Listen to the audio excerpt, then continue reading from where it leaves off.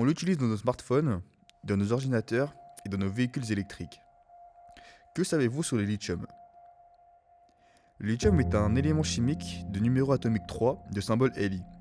C'est un métal alquin situé dans le premier groupe du tableau périodique des éléments. Découvert par le chimique suédois Johan August Adfersson en 1817 en analysant de la pétalite.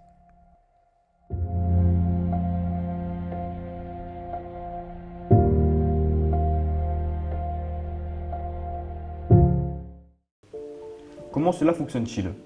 Dans une batterie électrique, il y a deux électrodes ainsi que du lithium sous forme ionique. Chaque électrode peut stocker et déstocker des ions lithium. Cela permet de passer d'un élément ionique à l'autre. Pourquoi utilise-t-on le lithium pour faire des batteries électriques et pourquoi pas un autre? Très simple, le lithium est le composant chimique qui a la plus forte densité d'énergie. Pour le dire simplement, avec une petite masse de lithium, on peut stocker un maximum d'énergie. Concrètement, le lithium stocke entre 100 et 250 Wh par kg contre seulement 35 pour le plomb, soit en moyenne 4,3 fois moins que le lithium. Maintenant, je vais vous passer Yanis pour qu'il vous parle des enjeux sociaux.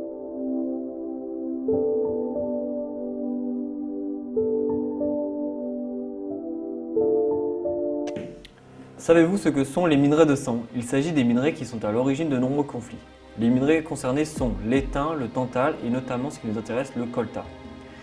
C'est un minerai qui se situe dans la République démocratique du Congo, essentiel à la fabrication des condensateurs qui servent à régulariser la tension ainsi que la puissance des batteries ion lithium. Pourtant, les conditions d'exploitation de ces minerais sont déplorables. Comme vous pouvez le voir dans cet extrait de Du sang dans nos cellulaires, les minerais sont retirés à la pelle par des hommes, des femmes et des enfants. Un travail peu payé, très long et très physique dans des conditions très dangereuses. Toutes les femmes présentées dans cette vidéo ont été témoins d'au moins un accident dans les mines.